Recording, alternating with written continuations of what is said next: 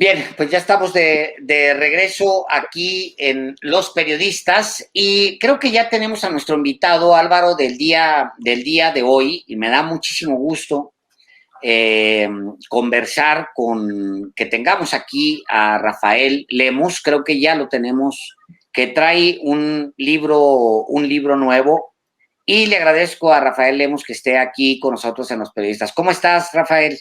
Buenas tardes. Bien, Alejandro, Álvaro, gracias por la invitación. No, encantados. Al contrario, Rafael, es un gusto tenerte aquí en este espacio informativo, un espacio no solamente para informar sobre asuntos del día, asuntos de interés público, sino también, pues, platicar, como es el caso de un libro. Tratamos de hablar en este espacio también con colegas periodistas que escriben libros o en general de libros. Y ahora tú estás promoviendo un libro que se llama Breve Historia de nuestro neoliberalismo. Es un ensayo histórico en el que, pues, nos cuentas la vida de este fantasma en territorio mexicano, cómo fue su llegada a nuestro país en la década de los 80, por supuesto, cómo se instauró, cuáles son, digamos, las características más específicas, más destructoras, quizá podamos decirle, de este modelo que todavía, Rafael, sigue vigente en nuestro país. Sí. Si me lo permite el maestro Rafael Lemus, quisiera dar un dato más. En diciembre del 2013, Rafael Lemus lo recordará muy bien porque fue un evento que fue muy sonado en aquella ocasión, en aquellos días.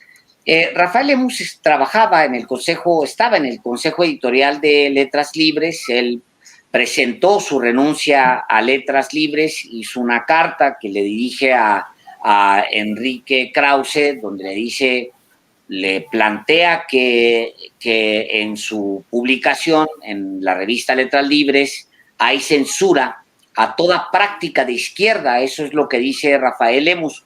Dice en algún momento: como sabes, desde hace tiempo me he ido desplazando hacia la izquierda y casi por carambola mi distancia intelectual e ideológica con la revista ha crecido al grado de que hoy rara vez coincido con sus posturas políticas y estéticas, dice Rafael Lemus en aquella carta, y agrega: ocupada en censurar toda práctica de izquierda, la revista Letras Libres desatiende sistemáticamente asuntos que me parecen cruciales: la desigualdad, la exclusión, la precariedad económica, consagrada a defender un liberalismo que terminó por volverse hegemónico. Apenas se hace la crítica de nuestro presente, de las sociedades capitalistas y democracias liberales en que vivimos, es lo que agrega, y dice: como también sabes, no comparto la hostilidad de buena parte de los consejeros ante todo aquello que rebasa los bordes del humanismo liberal, la teoría, la academia, los estudios culturales, el arte contemporáneo, las vanguardias, las estridencias, Papasquiaro y lo que se acumula esta semana. Y desde luego no planteo sumarme a ninguna cruzada contra ello. Me veo obligado a leer esto y cierro la carta de Lemus. Leo este último párrafo, Álvaro, porque va a entender la audiencia también con quién estamos y quién se atreve a hacer una revisión de nuestro liberalismo, como él le llama. Cierro el último párrafo de esta carta que le dirige a Enrique Krause, donde le dice: se me ha dicho que puedo expresar mi disenso, siempre y cuando no sea radical, en las páginas de Letras Libres y dar la lucha desde el Consejo. No estoy seguro de lo segundo. Mi función como consejero editorial ha sido siempre menor. Rara vez se me ha consultado algo y, a mi juicio, los 2 o 3 dictámenes críticos que entregué sobre la revista no fueron atendidos. En cuanto a lo primero, me parece mejor exponer mi desacuerdo, a veces radical, desde otra parte. Esa es la carta que dirige Rafael Lemus después de renunciar a Letras Libres, una carta dirigida, como digo, a Enrique Krause. Y ahora sí, maestro Lemus, perdón, después de esta introducción, le pregunto, porque hay una revisión, yo no le he podido leer el libro, por supuesto que me muero de las ganas, porque va a tocar todos los nombres conocidos por los 3 que estamos aquí ahora mismo. Yo no lo he leído, pero entiendo que hay una lectura que sería la más justa desde una perspectiva, dice el mismo libro, poco analizada, la cultural. Uh-huh. Ahora sí, cuéntenos qué fue lo que hizo usted. Sí, bueno, gracias. Varias cosas. El libro es, en efecto, una historia cultural del neoliberalismo en México.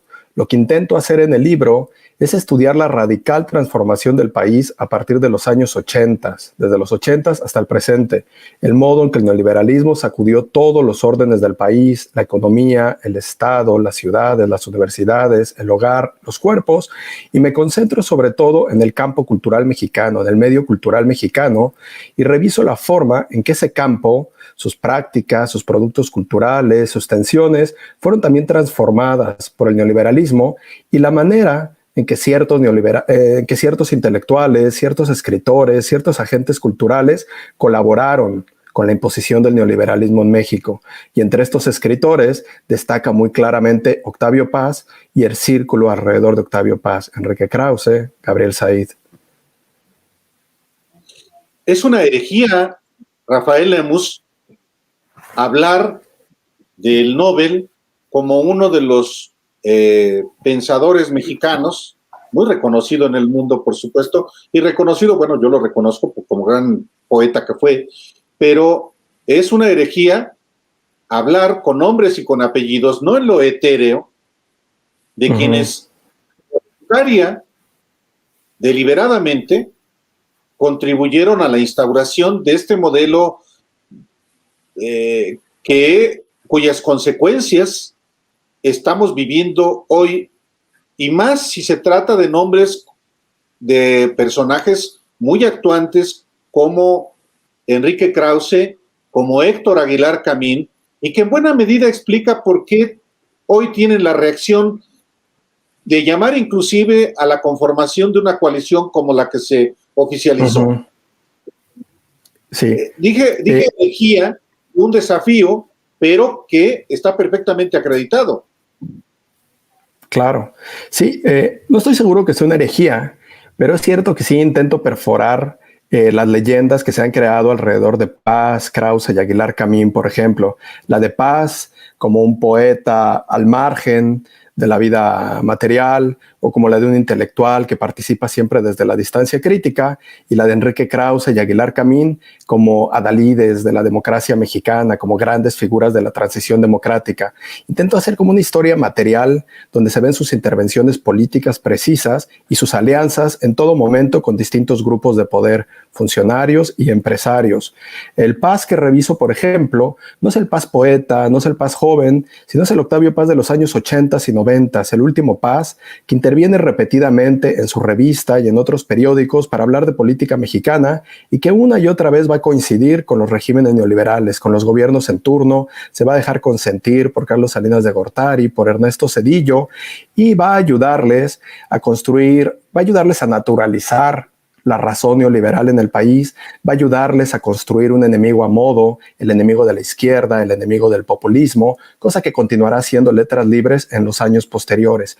Y lo mismo Krause y Aguilar Camín aparecen aquí como figuras que no están apoyando en todo momento la democratización del país así a secas, sino que están participando de la política y de pronto coinciden con unos grupos y de pronto con otros. Hay un momento muy claro que estudio, que serían las elecciones de 1988, cuando estalla el conflicto electoral, cuando Cuauhtémoc Cárdenas no reconoce los resultados y la mitad de la sociedad mexicana sospecha que hay fraude. Tanto Paz como Krause, como Said, como Aguilar Camín, en vez de pedir que se cuenten los votos, que era lo que habían venido pidiendo desde mucho tiempo antes, ellos decían que México cambiaría si se contaran los votos. En ese momento, en las que hay unas elecciones por fin competidas, por fin reñidas, dicen no hay que contar los votos. No sabemos si hubo fraude, pero lo mejor es optar en este momento por la estabilidad. Optar por Salinas de Gortari. Ese sería un caso claro en el que se ve que ninguno de ellos está actuando como un demócrata. Están actuando como personajes políticos, apostando por unos funcionarios en contra de otros.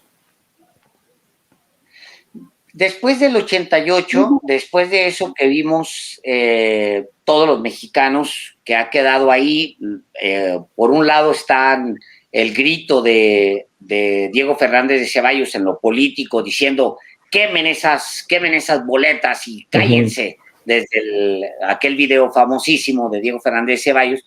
El país transita hacia algo, porque ahí es donde empieza el análisis tuyo, Rafael. Transita hacia una recomposición de país. Las instituciones cambian y cambian para siempre. Y las instituciones culturales en particular se convierten en herramientas de estos grupos culturales en el poder ahora, gracias por haber validado a Carlos Salinas de Gortari. Es algo que dura durante 40 años hasta, pues sí, hasta 2018, donde son forzados a salir por la mala. Esa parte también la narras. Esa parte también la estudio. Es una cosa curiosa del neoliberalismo en México, una de sus paradojas, que los gobiernos neoliberales, muy claramente el de Salinas, al mismo tiempo que abollan, adelgazan, debilitan el Estado mexicano, fortalecen el aparato cultural. Con Carlos Salinas de Gortari se va a fundar el CONACULTA, el FONCA, y otra de las paradojas sería que ahora un presidente que se declara antineoliberal como López Obrador ha golpeado ese aparato cultural, ¿no? Pero bueno, entonces con el neoliberalismo en México, en los finales de los 80s y los 90s, se va a fortalecer el aparato cultural, se van a crear nuevos espacios, nuevas instituciones y se va a proveer de recursos a estas instituciones y desde luego, tanto Vuelta como Nexos van a disputar esos espacios, esos recursos y van a querer gestionar de un modo u otro esos aparatos culturales y los van a querer utilizar a su manera. Yo no diría que los secuestran durante 40 años, no diría que los utilizan ellos exclusivamente como herramientas, dado que en esos espacios también va a haber pluralidad, va a haber otras voces, otros becarios, otras personas que acceden a esos instrumentos y que no necesariamente replican los discursos oficiales de los gobiernos priistas o panistas. Ahora, sí es verdad que se fortalecieron no solamente en términos de grupos culturales en México, los que se agrupan en torno a Héctor Aguilar Camín y Nexos y a Enrique Krause y Letras Libres, ya desaparecida la revista Vuelta. Tienen un auge y se vuelven cacicazgos culturales muy ricos, Rafael Lemus, con muchos recursos.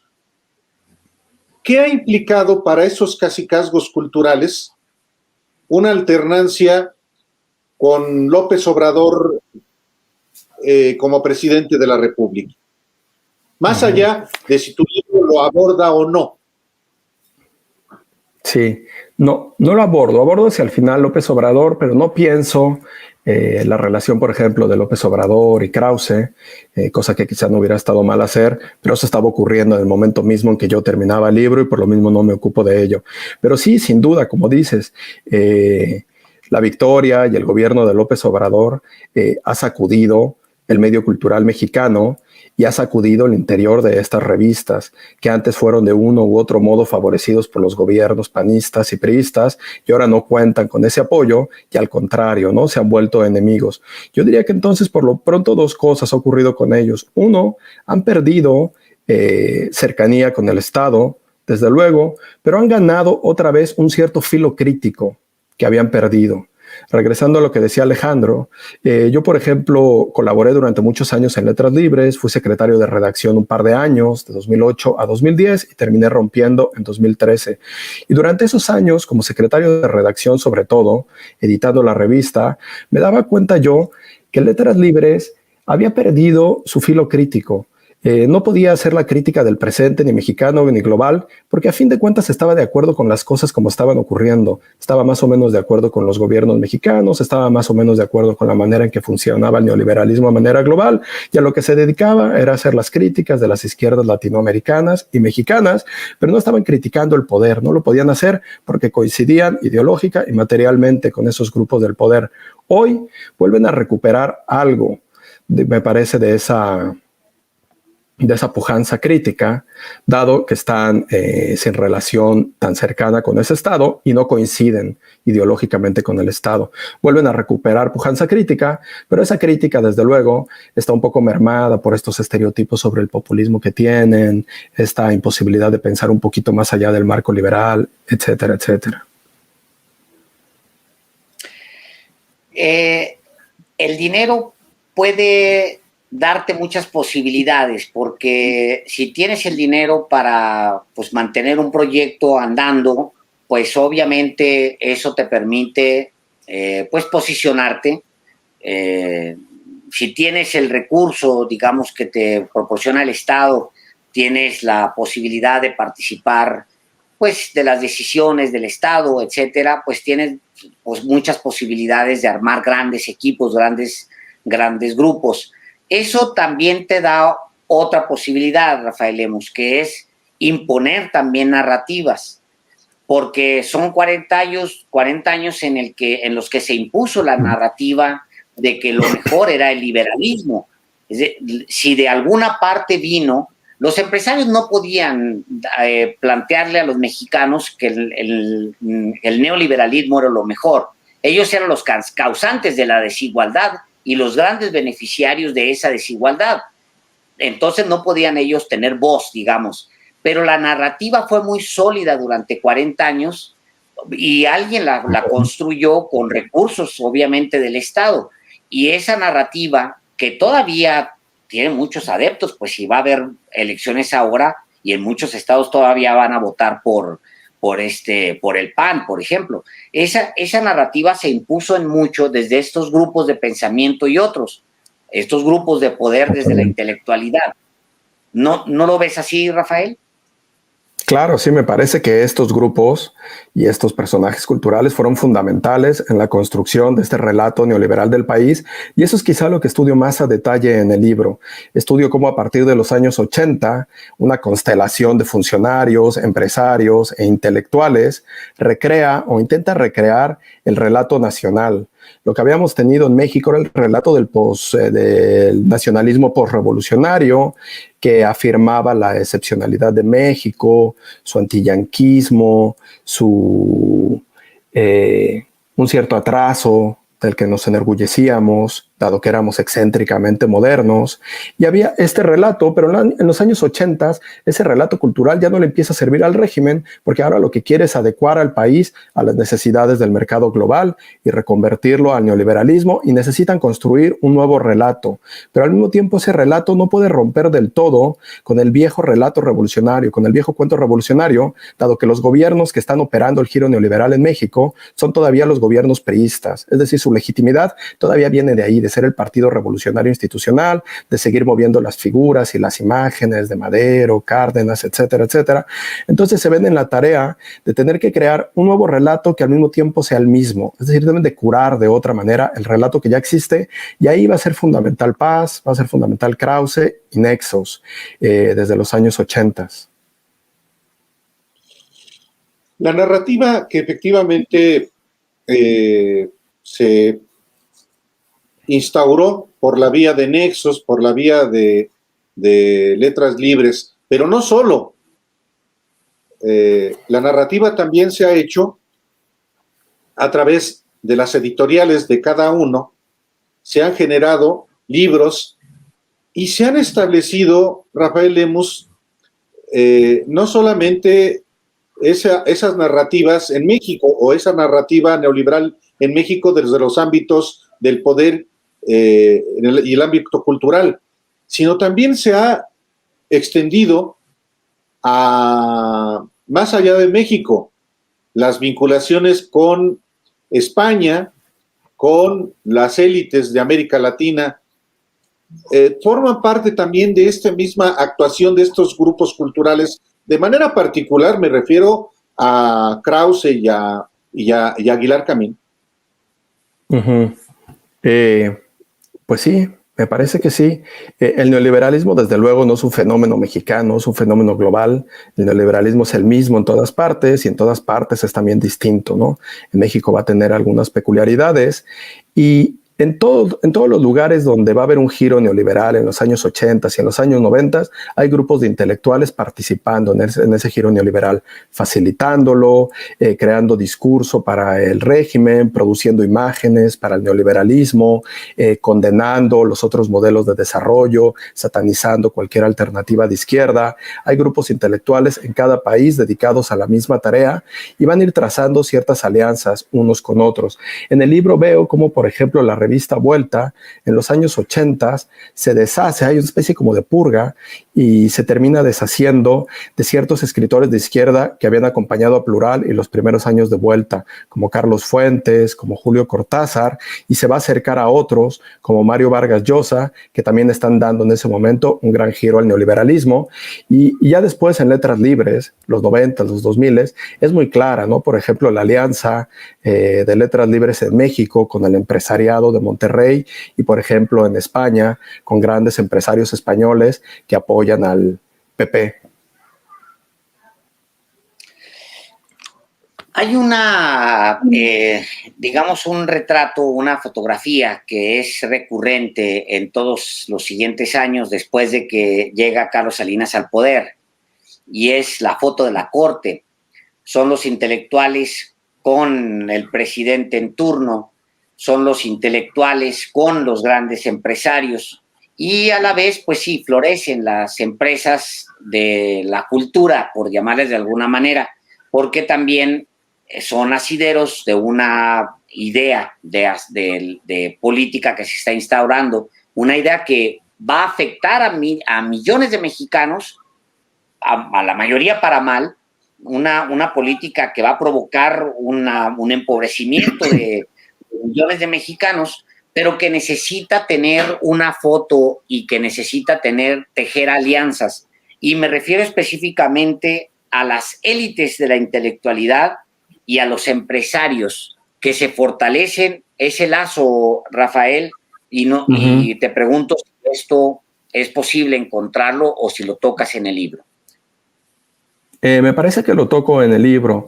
Sí, cuando hablas de las imágenes, hay una imagen que a mí me parece que hace una síntesis de mi libro y que yo en algún momento propuse como portada, que es una fotografía en la que aparecen lado a lado, sentados en una mesa, sonriéndose el uno al otro, Carlos Salinas y Octavio Paz. Y es una foto que fue tomada en un momento que era crucial en la vida política del país. Era muy pocos días después de que Carlos Salinas hubiera asumido la presidencia, sin mucha legitimidad debido al conflicto postelectoral. Y apenas unos días después, Octavio Paz, con todo el prestigio que tiene, con toda la autoridad moral que se le reconoce en esos años, decide refrendar a Carlos Salinas de Gortari, sonríe, se dan palmaditas y dice que Carlos Salinas de Gortari será el presidente que llevará a cabo la transformación que el país necesita.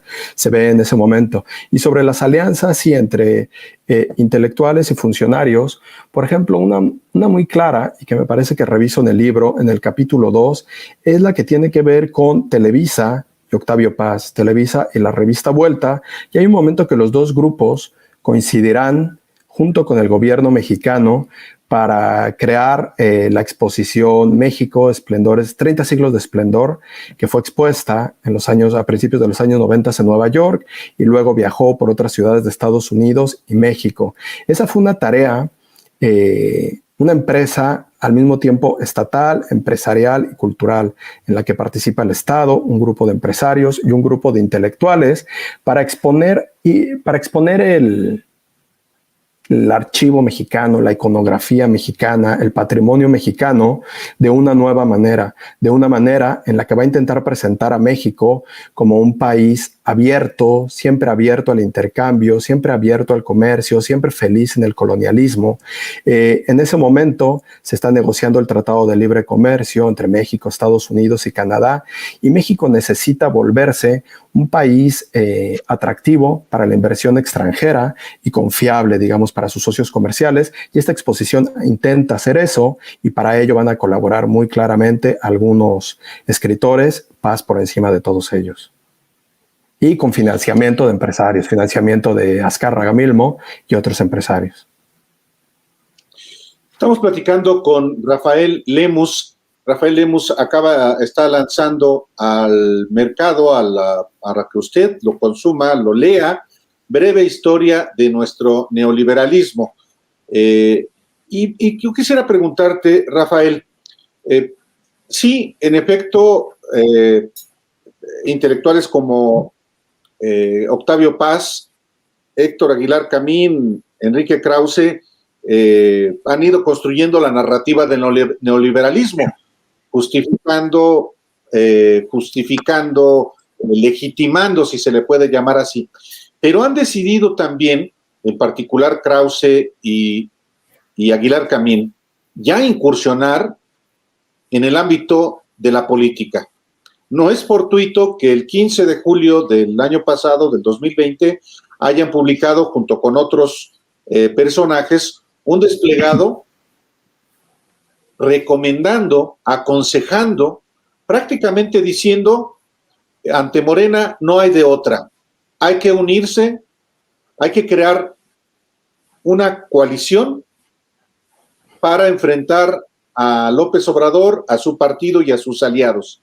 Textualmente dijeron en aquella ocasión que se requería un bloque de partidos que junto con la ciudadanía pudiera recuperar la normalidad democrática en el Congreso. Sí hace una diferencia la participación de personajes del ámbito de la cultura, encabezados por Krause y por Aguilar Camín, en esta coyuntura, con lo que solían hacer antes solamente desde el ámbito de sus publicaciones. Uh-huh. Ya desde antes estaban haciendo lo mismo, formando alianzas, firmando desplegados, interviniendo políticamente en momentos decisivos en la vida del país.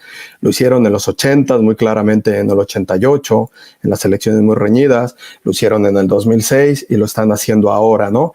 Y en todo momento han actuado bajo un discurso digamos, un tanto hipócrita de que no lo están haciendo, ¿no?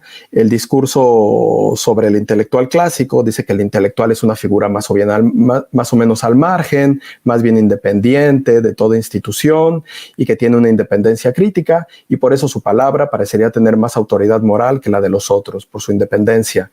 Pero si uno revisa, hace una historia intelectual, una historia cultural de la cultura en México, se va a dar cuenta que esa figura del intelectual nunca ha existido. El intelectual no tiene independencia. El intelectual siempre está participando en la política, siempre está coincidiendo con un grupo, siempre está peleando con otros, siempre está tejiendo alianzas. Entonces no es nuevo lo que están haciendo Aguilar Camín y Krause, me parece que lo han hecho siempre, y este discurso que dices, el de tenemos que votar contra la izquierda porque la izquierda pone en peligro la democracia, la normalidad democrática, es exactamente el discurso que manejaba ya Vuelta en los años 80. Y en ese momento era todavía más absurdo porque llegaron a decir que la izquierda cardenista, la izquierda de Cuauhtémoc Cárdenas, amenazaba la democracia mexicana. Pero en ese momento, ¿cuál democracia? Si aún ahora es difícil justificar que haya una democracia que esté siendo violentada, en ese momento era impensable. Ellos estaban imaginando una democracia que no existía y que había un monstruo que estaba amenazándola. Hay en estos 40 años ese episodio, la revisión de Rafael Lemus de los años del 88, lo quiero leer, por supuesto, volando, porque me imagino, hay muchas partes que no había yo analizado desde esa perspectiva, desde el 88, desde la intelectualidad. Seguramente va a ser pues uno de los capítulos más comentados.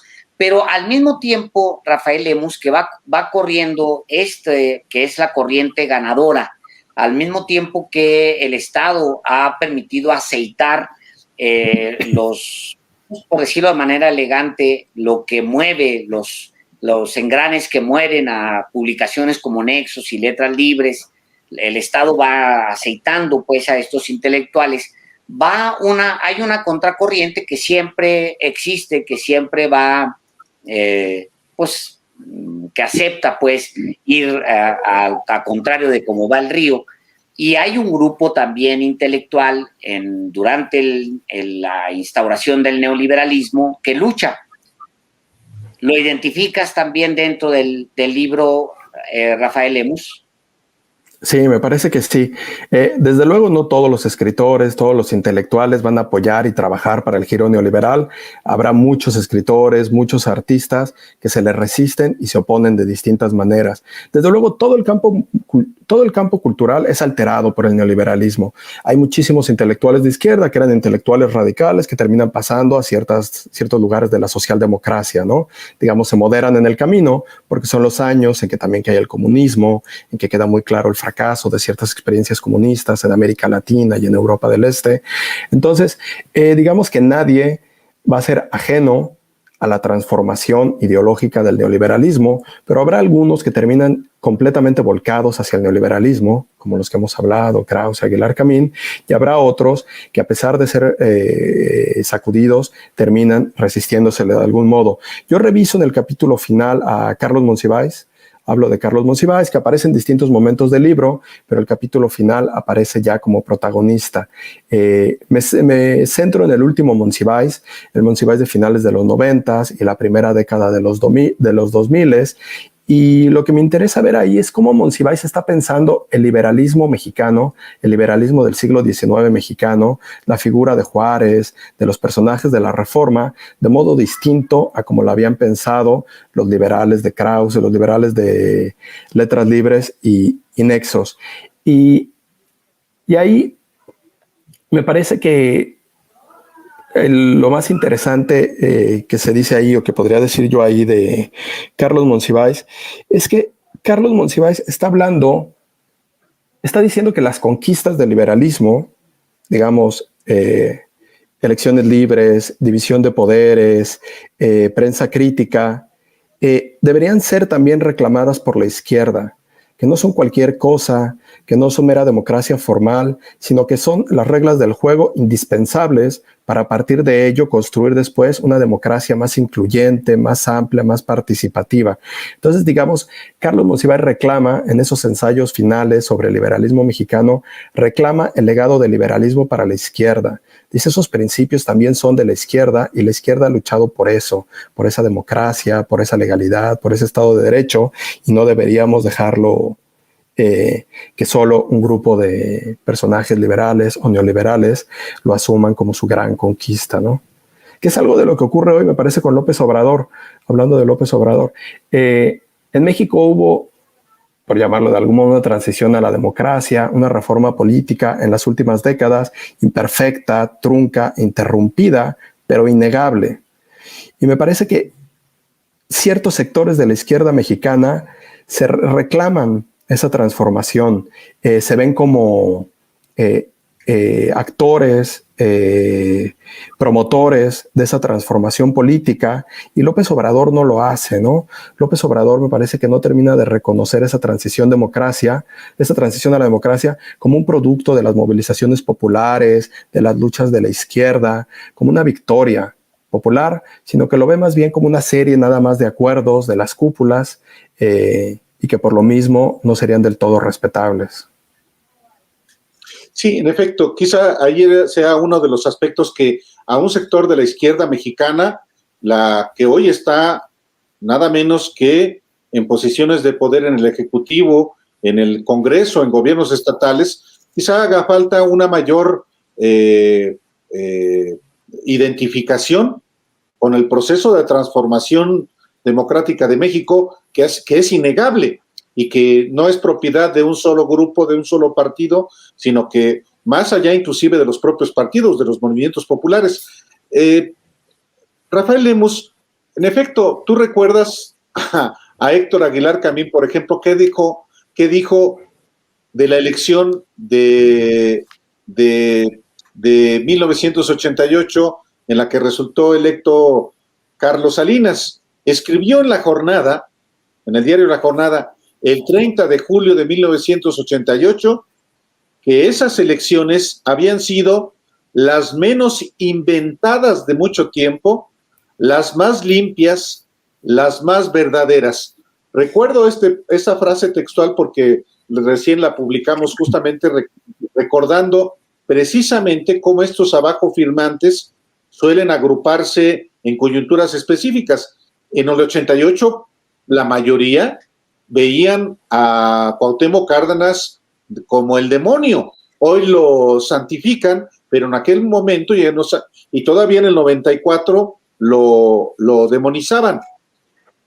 Yo te preguntaría finalmente por mi parte, Rafael Lemus, ya en la coyuntura, en esta coyuntura de un gobierno que va prácticamente a la primera mitad del sexenio, en las fases del neoliberalismo que tú has estudiado en México, que se agotan hasta una primera fase en 1994, comienza la segunda fase, pero ahora estamos en una fase todavía del neoliberalismo en México con López Obrador. ¿En qué momento estamos, Rafael Lemus? Sí. Una cosa nada más antes de lo que decías del 88, recordé que la que me parece la declaración más cínica es curiosamente la de Gabriel Said. Gabriel Said en el 88, en el momento de conflicto electoral, postelectoral, publica un texto reconociendo que no podemos conocer con certeza los resultados, que desde luego no se puede decir que hayan sido unas elecciones limpias, pero que lo mejor es que la izquierda se vaya a su casa, que reconozca las victorias en el Congreso que obtuvo y que Carlos Salinas de Gortari tome el poder. Él reconoce que que no sabemos los resultados, que las elecciones no fueran limpias y sin embargo llama a que se respeten los resultados que el gobierno está dando. Y bueno, sobre las fases, sí. Qué claudicación de Gabriel Said con eso. Claro, cuando él había pedido que se contaran los votos, ¿no? Él tenía ensayos anteriores diciendo lo que México necesita es que se cuenten los votos. En el momento que se cuenten los votos, el país se transforma. Qué barbaridad. Sí. Y bueno, debo decirle, primero, muchísimas gracias a Rafael Lemus por haber aceptado esta conversación. Por supuesto que el libro hay que buscarlo. Lo tengo enfrente de mí, nomás le voy a dar clic ahora mismo para pedirlo y comprarlo. Y de verdad les recomiendo a ustedes porque van a tener una mente lúcida. Y voy a decir otra cosa de Rafael Lemus que iba a esperar que se fuera, pero lo voy a decir ahora. No es fácil renunciar a esos grupos. Es como aceptar, sobre todo cuando estaban tan empoderados, es aceptar irse a las periferias. Algo así yo sentí que le sucedió a Rafael Lemus en algún momento. Él no lo va a aceptar, por supuesto, pero yo así lo vi, que fue renunciar a Letras Libres, al Consejo Editorial de Letras Libres. En su momento fue muy comentado porque sí, es casi como ponerte un balazo en la mano por tus propias ideas, ponerte un balazo o irte a las periferias, como decía hace un momento, y eso es lo que hace Rafael Lemus en algún momento de su carrera. Y ahora, pues bueno, ha valido la pena la espera porque tiene la breve historia de nuestro liberalismo, está en debate, es en debate, lo pueden encontrar, lo acabo de localizar, casi cualquier librería, de verdad, hay que sentarse, les recomiendo a todos los que nos están escuchando, hay que pedirlo, ordenarlo, ahora que no podemos ir a las librerías, ya está en Amazon, efectivamente me están diciendo aquí, ya lo pedí en Amazon, me dice Irán, es lo mismo que estoy haciendo yo porque lo voy a pedir igual, pídanlo porque sí vale la pena. Leer nos permite discutir también con conocimiento, leer es muy importante y sobre todo escoger a los autores.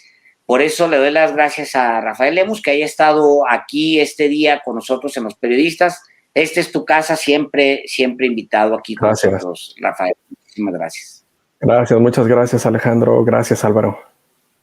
No, al contrario. Nada más se quedó pendiente la respuesta que iba a dar Rafael, Sí, ya sé. ¿en qué momento estamos de la etapa neoliberal en México? Perdón.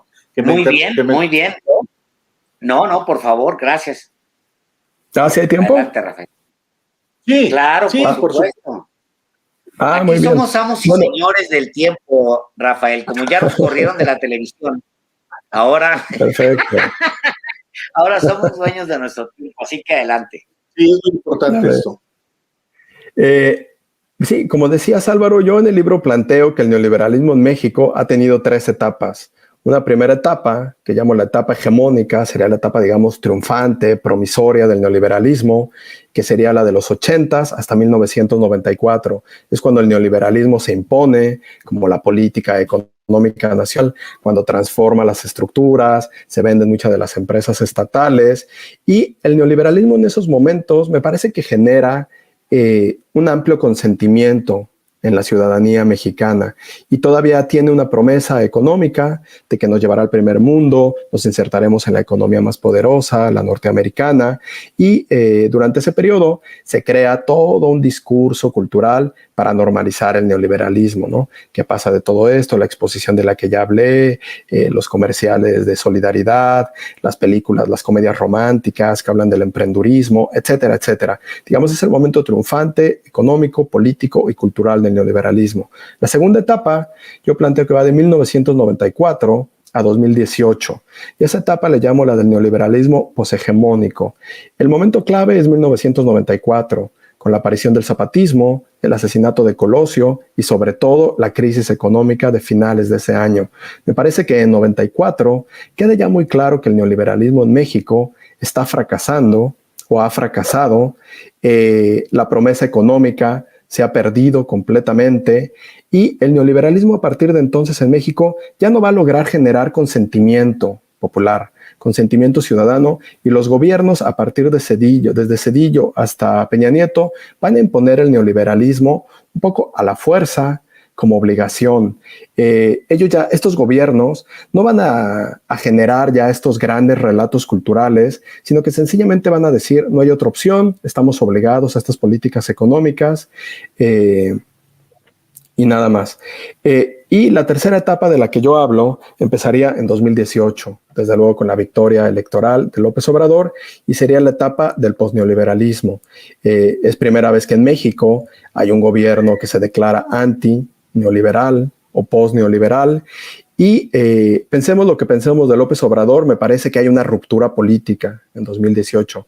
López Obrador es una discontinuidad en la trama política del país, supone la llegada de una nueva clase gobernante al poder, de nuevas alianzas entre el Estado y grupos sociales, y tiene una nueva racionalidad política, ya no es la racionalidad tecnocrática de los otros gobiernos, sino una racionalidad populista, ¿no? Una racionalidad populista, y lo digo sin la condena que lo dirían otros, de una racionalidad populista de López Obrador. Ahora, la duda sería si hay una discontinuidad política, pero si hay una discontinuidad económica, si López Obrador está alterando la vida económica del país o no, si realmente estamos económicamente yendo hacia un ciclo posneoliberal o no, y a mí por lo pronto no me lo parece. No me parece que a 3 años de gobierno de López Obrador el Estado mexicano se esté fortificando, no me parece que se estén creando nuevas lógicas económicas, no me parece que se esté estableciendo una nueva relación entre el poder político y el poder económico, y a veces pienso que las políticas de austeridad de López Obrador más bien lo que están haciendo es incrementar, radicalizar ciertos aspectos del neoliberalismo. Claro, bueno, pues esa es una revisión y pues Rafael Lemus, muchísimas gracias por estar con nosotros aquí. Gracias a ustedes. Un abrazo. Gracias, Rafael. Gracias. Nos vemos, Gracias. abrazos.